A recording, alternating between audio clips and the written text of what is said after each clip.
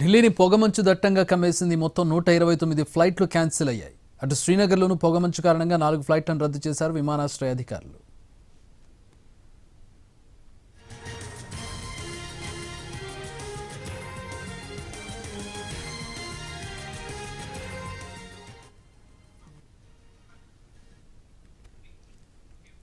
ఓవరాల్గా ఉత్తర భారతాన్ని పొగమంచు కమ్మేస్తోంది. ప్రధానంగా ఢిల్లీ పొగమంచుతో పాటు పొల్యూషన్ కూడా ఎదుర్కొంటోంది.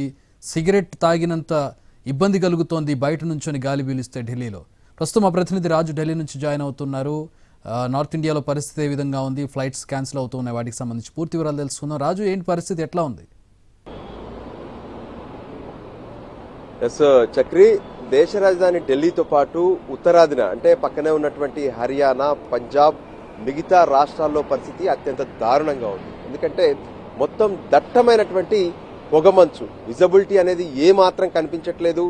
వాహనాలు హైవేలపై వెళ్తూ ఉంటే ప్రమాదాలు గురయ్యే పరిస్థితి కనిపిస్తుంది. మరోవైపు రన్వేలు మొత్తం కూడా ఎక్కడికక్కడ బ్లాక్ అయిపోతున్నాయి. ఎందుకంటే అసలు దాదాపు 30 నుంచి 50 మీటర్లు మాత్రమే మనకు వ్యూ కనిపిస్తుంది. ఆ తర్వాత అక్కడ రోడ్ ఉందా, లేదంటే వెహికల్ ఉందా, ఇంకా భవనాలు ఏమైనా ఉన్నాయా అనేది కూడా తెలియనటువంటి దుస్థితి మనకు స్పష్టంగా కనిపిస్తుంది. ఎందుకంటే ఇంత దారుణమైనటువంటి దట్టమైనటువంటి పొగమంచులో అటు ప్రజలు కూడా అంటే ఊపిరి పీల్చుకోవాలంటే కూడా ఇబ్బందికరంగా మారుతుంది. ఒకవైపు ఢిల్లీలో చూస్తున్నాం, గత 20 రోజులుగా అత్యంత దారుణంగా ఎయిర్ క్వాలిటీ ఇండెక్స్ పై వాయు కాలుష్యం నమోదవుతుంది. 400 పాయింట్ల నుంచి 500 పాయింట్లు. దాంతో ఇప్పటికే ఢిల్లీలో ఉన్నటువంటి ప్రజల్లో ఎక్కువ మంది అనారోగ్య సమస్యలతో బాధపడుతున్నారు. ఇక మరోవైపు ఇప్పుడు పెరుగుతున్నటువంటి దట్టమైనటువంటి పొగమంచు, పడిపోతున్న ఉష్ణోగ్రతలు, ఇవి కూడా ప్రజలను మరింత ఇబ్బంది గురి చేస్తున్నటువంటి పరిస్థితి ఉంది. ఈ రోజైతే ఏకంగా ఉష్ణోగ్రతలు పడిపోతున్నాయి, దట్టమైనటువంటి పొగమంచు. దాంతో అటు ఏదైతే హిమాచల్ ప్రదేశ్ కావచ్చు, మరోవైపు యూపీ, హర్యానా, ఇక్కడ మాత్రం పరిస్థితి తీవ్రంగా ఉంది. మనం చూస్తున్నాము, ఒక కీలకమైనటువంటి రోడ్ ఇది, ఏదైతే ఢిల్లీలో ఉన్నటువంటి రోడ్స్, ఇక్కడ వెళ్తున్నటువంటి వాహనాలు మొత్తం ట్రాఫిక్ జామ్ కనిపిస్తుంది. వాస్తవానికి ఈరోజు సాటర్డే, ఆఫీసులు అన్ని బంద్ ఉంటాయి, అయినా కూడా ట్రాఫిక్ జామ్. ఎందుకంటే రోడ్లపై విజన్ ఏమాత్రం లేదు. సో ఆ విజిబిలిటీ లేకపోవడంతో ముందుకెళ్లేటటువంటి పరిస్థితి లేదు. దాంతో గంటల కొద్దీ రోడ్లపైనే వాహనాలుంటాయి. దానివల్ల కూడా కాలుష్యం మరింత పెరిగే అవకాశం కనిపిస్తుంది. ఇక ఎయిర్పోర్ట్ లోనైతే పరిస్థితి అత్యంత దారుణంగా ఉంది. ఎందుకంటే ఎయిర్పోర్ట్ ఏరియా మొత్తం కూడా ఓపెన్ గా ఉంటుంది. ఓపెన్ గా ఉన్నటువంటి ప్రాంతంలో ఇంకా పరిస్థితి అత్యంత దారుణంగా ఉంది. అసలు విజిబిలిటీ లేదు. ఢిల్లీ నుంచి కావచ్చు, ఉత్తరాది నుంచి ఎగరాల్సినటువంటి ఎన్నో ఫ్లైట్స్ క్యాన్సిల్ అయ్యాయి. సో అధికారికంగా కొంత ఇప్పటి వరకు అందుతున్నటువంటి సమాచారం మేరకు దాదాపు 129 ఫ్లైట్స్ క్యాన్సిల్ అయినట్టుగా తెలుస్తుంది. మరోవైపు ఏ విధంగానైతే ఎన్నో ఫ్లైట్స్ ఆలస్యంగా నడుస్తున్నాయి. అసలు టేకాఫ్ అయ్యేటటువంటి సమయంలో కావచ్చు, ల్యాండింగ్ అయ్యేటటువంటి సమయంలో కావచ్చు, రన్వే అనేది ఏమాత్రం కనిపించట్లేదని చెప్పి ఇప్పటికే అక్కడ ఉన్నటువంటి విమానయాన నిపుణులు చెప్తున్నారు, ఎయిర్పోర్ట్ నుంచి వస్తున్నటువంటి సమాచారం. ఇక మరోవైపు ఢిల్లీ పరిస్థితికి వస్తే, ఢిల్లీలో మాత్రం అత్యంత దారుణంగా ఉంది పరిస్థితి. ముఖ్యంగా వాతావరణ కాలుష్యం ఏకంగా 500 పాయింట్లకు చేరడంతో శ్వాస పీల్చుకోవడానికే ఇబ్బందికరంగా ఉన్నటువంటి పరిస్థితి ఉంది. దాంతో జనమంతా తీవ్ర ఇబ్బందులు పడుతున్నారు. ఈ నేపథ్యంలో ఇప్పటికే ఢిల్లీలో గ్రాఫ్ 4 పేరుతో ఒక ప్రత్యేక చర్యలు అయితే చేపడుతున్నారు. ఆ చర్యలను కనుక పరిశీలిస్తే ముఖ్యంగా ఏదైతే ఢిల్లీలో ఉన్నటువంటి వాహనాలను తగ్గించాలనుకున్నారు, కానీ కొంత సాధ్యపడట్లేదు. తీసుకున్నటువంటి నిర్ణయం మాత్రం ఇతర రాష్ట్రాల్లో రిజిస్టర్ అయినటువంటి డీజిల్ వాహనాలు కావచ్చు, లేదంటే BS6 ప్రమాణాలు లేనటువంటి వాహనాలన్నింటినీ కూడా ఢిల్లీలోకి నిషేధించడం వల్ల ఆ పొల్యూషన్ తగ్గించేటువంటి ఒక నిర్ణయం ఉంది. కానీ అత్యవసర వాహనాల పేరుతో వెహికల్స్ అన్ని కూడా ఢిల్లీలోకి వస్తూనే ఉన్నాయి. ఇంకా మరోపక్క ఏ విధంగానైతే పిల్లలకు సంబంధించి 1వ తరగతి నుంచి 5వ తరగతి వరకు ఆన్లైన్ స్కూల్స్ అంటున్నారు. మరోవైపు 6వ తరగతి నుంచి 12వ తరగతి వరకు అయితే హైబ్రిడ్ మోడ్లో స్కూల్స్ నడిపిస్తున్నారు, తరగతులు నడుస్తూనే ఉన్నాయి. ఇంకోవైపు ప్రభుత్వ కార్యాలయాల్లో 50%, ప్రభుత్వ ప్రైవేట్ కార్యాలయాల్లో 50% మందితోనే రన్ చేయాలన్నారు. దానికి అనుగుణంగా కొంతమంది వర్క్ ఫ్రం హోమ్ చేస్తున్నప్పటికీ కూడా వాతావరణ పరిస్థితులు దారుణంగా మారడంతో ఇళ్లలో ఉన్నా సరే, బయట ఉన్నా సరే, ఆ కాలుష్యం మాత్రం తీవ్ర ప్రభావం ప్రతి ఒక్కరిపైన చూపెడుతుంది. దాంతోనే దేశ రాజధాని ఢిల్లీతో పాటు పక్కనే ఉన్నటువంటి కొన్ని ఇతర నగరాల్లో కూడా ఈ పరిస్థితి అత్యంత దారుణంగా మారుతూనే ఉంది చక్రి.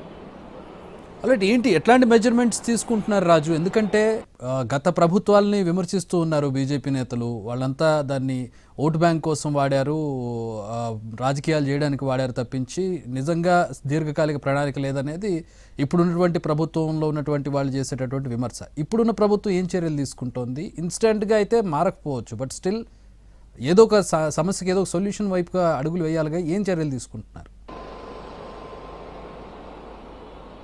ఎస్, ఇప్పుడు ప్రభుత్వం తీసుకున్నటువంటి చర్యలను నేను చూపించే ప్రయత్నం చేస్తాను. ఎందుకంటే ప్రస్తుతం ఉన్నటువంటి కాలుష్యాన్ని కొంత తగ్గించడానికి ఎటువంటి నిర్ణయాలు తీసుకోవాలనుకున్నప్పుడు మనకు ఎదురుగా కనిపిస్తున్నటువంటి ఒక స్మోగ్ లాంటిది. అంటే ఇదంతా కూడా వాటర్ని పూర్తిగా కూడా ఆ ప్రెజర్ తగ్గిస్తూ ఏదైతే వాటిని మొత్తం కూడా సూక్ష్మంగా వాటర్ని స్ప్రే చేస్తున్నారు.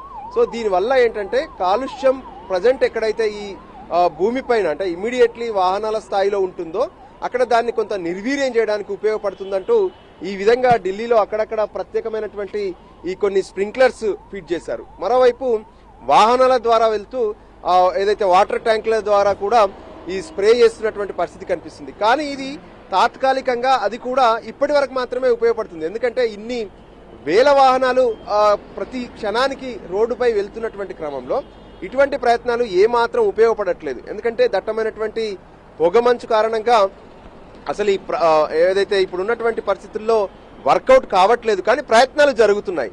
అయినప్పటికీ కూడా కొంత ఉష్ణోగ్రతలు పెరిగితే ఈ కాలుష్యం తగ్గుతుంది.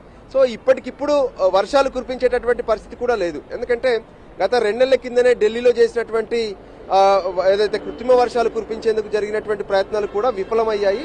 దాంతో ఇప్పుడు ప్రజలు తమకు తాము రక్షించుకోవాల్సినటువంటి పరిస్థితి మాత్రమే కనిపిస్తుంది. ఎందుకంటే వాహనాలను నియంత్రించేందుకు కీలకమైనటువంటి నిర్ణయం తీసుకునేందుకు కొంత ప్రభుత్వం ముందుకు రావట్లేదు. వాస్తవానికి మొదట వాహనాలను తగ్గించి ఆ తర్వాత పబ్లిక్ ట్రాన్స్పోర్ట్ ను పెంచడం ద్వారా కొంత పొల్యూషన్ తగ్గే అవకాశం ఉంటుంది. కానీ అటువంటి పరిస్థితులు ఏమీ కనిపించట్లేదు.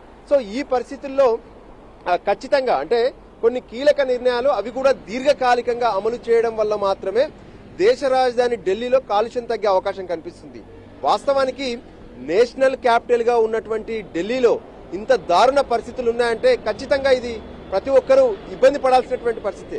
ఎందుకంటే ఒకవైపు అంటే నిన్న ఏ విధంగానైతే డిసెంబర్ 1వ తేదీన స్టార్ట్ అయినటువంటి పార్లమెంట్ సమావేశాలు నిన్నటి వరకు జరిగాయి. సో దేశవ్యాప్తంగా ఉన్నటువంటి ప్రతి ఒక్క ఎంపీ ఢిల్లీలోనే ఉన్నారు. వాళ్ళందరూ ఇక్కడ ఉన్నటువంటి పొల్యూషన్ పరిస్థితులను గమనించారు. కొంతమంది ఈ పొల్యూషన్ తో ఇబ్బంది పడేటువంటి వాళ్ళు కూడా ఉన్నారు, అనారోగ్యానికి గురైనటువంటి వాళ్ళు కూడా ఉన్నారు. ఎందుకంటే కొద్దిసేపు బయట ఎక్స్పోజ్ అయితే చాలు ఆ తర్వాత గొంతులో ఇబ్బంది, ఆ తర్వాత లంగ్స్ లో ఇబ్బంది, ఎన్నో రకాల సమస్యలు తలెత్తుతున్నటువంటి పరిస్థితి ఢిల్లీలో కనిపిస్తున్నాయి. సో అందుకోసమే సుప్రీంకోర్టు సైతం ఈ విషయంలో స్పష్టం చేసింది, ఖచ్చితంగా ఒక దీర్ఘకాలికమైనటువంటి నిర్ణయాలు తీసుకోవాలి. ఎందుకంటే ఏదో వింటర్ సీజన్ రాగానే దట్టమైనటువంటి పొగతో పాటు కాలుష్యం పెరుగుతుందంటూ వింటర్ సమయంలోనే కేసులు కూడా సుప్రీంకోర్టులో తెరపైకి వస్తున్నాయి. ఆ తర్వాత వింటర్ సీజన్ పోగానే కాలుష్యం అనేది కోర్టులో కూడా కనిపించకుండా కేసులు కనిపించట్లేదు. సో దీన్ని సీరియస్ గా తీసుకొని ఒక పర్మనెంట్ సొల్యూషన్ తీసుకురావాల్సినటువంటి అవసరం ఉందని చెప్పి ఇప్పుడు ప్రతి ఒక్కరూ ఆశిస్తున్నారు. అదే సమయంలో పార్లమెంట్ లో చర్చ కోసం కూడా కొంత ప్రాసెస్ జరిగినప్పటికీ కూడా చర్చ జరగలేదు. సో దాన్ని కూడా ప్రతి ఒక్కరూ ఎందుకు సీరియస్ గా లేరు. అంటే ఢిల్లీ అంటే రాష్ట్ర కేంద్ర ప్రభుత్వాలు ఇద్దరు కూడా ఇక్కడ కీలకమైనటువంటి పరిస్థితులు ఉంటాయి. కానీ ఎందుకు పార్లమెంట్ లో ఢిల్లీ పొల్యూషన్ పైన చర్చ ఎందుకు జరగలేదు అనే దాని మీద కూడా ప్రస్తుతం ఢిల్లీ ప్రజలతో పాటు దేశవ్యాప్తంగా ఉన్నటువంటి ప్రజలందరూ కూడా చర్చించుకుంటున్నటువంటి పరిస్థితి కనిపిస్తుంది. Chakri. All right, thanks for the updates Raju.